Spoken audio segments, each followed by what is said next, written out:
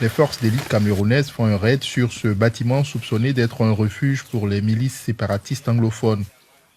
Les combattants des régions anglophones du Cameroun veulent créer un État qu'ils appellent Ambazonie. Ils utilisent ce genre de bâtiment abandonné pour s'y installer. Les soldats camerounais sont chargés de réprimer l'insurrection qui a commencé avec des manifestations de rue. Ici, là, déjà, nous ne sommes pas en situation de guerre, nous sommes en situation de crise. Nous sommes en situation de maintien de l'ordre renforcé. Et ces gens-là, ce sont nos frères qui sont peut-être égarés. Ekona, cette ville autrefois très animée, est aujourd'hui en ruine. Les combats entre les séparatistes et l'armée ont forcé les habitants à fuir. C'est comme ça depuis 3 ans. Rien dans la ville ne fonctionne, pas même les hôpitaux. Ici, militaires, séparatistes et civils ont tous subi d'énormes pertes. De plus en plus, nous remarquons que ça a migré. Il s'agit là des actes de prédation que ces séparatistes-là font sur les populations en kidnappant et en demandant des rançons. L'armée accuse les séparatistes d'être responsables de la situation.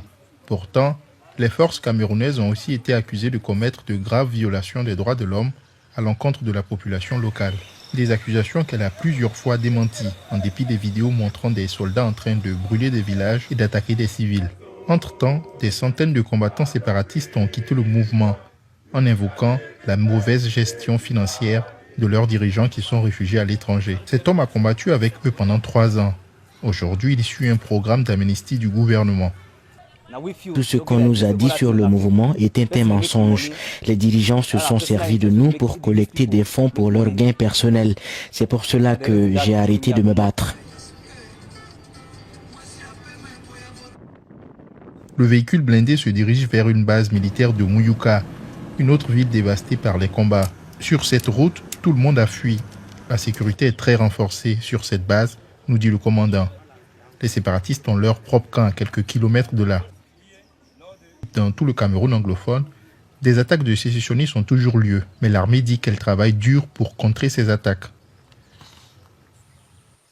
Dans une autre ville, cet hôpital a été réduit en cendres. L'armée et les séparatistes s'accusent mutuellement. Au moins 4 patients sont morts lors de cette attaque. Le gouvernement camerounais prévoit de reconstruire les régions anglophones, mais cette tâche s'annonce difficile avec la poursuite des combats.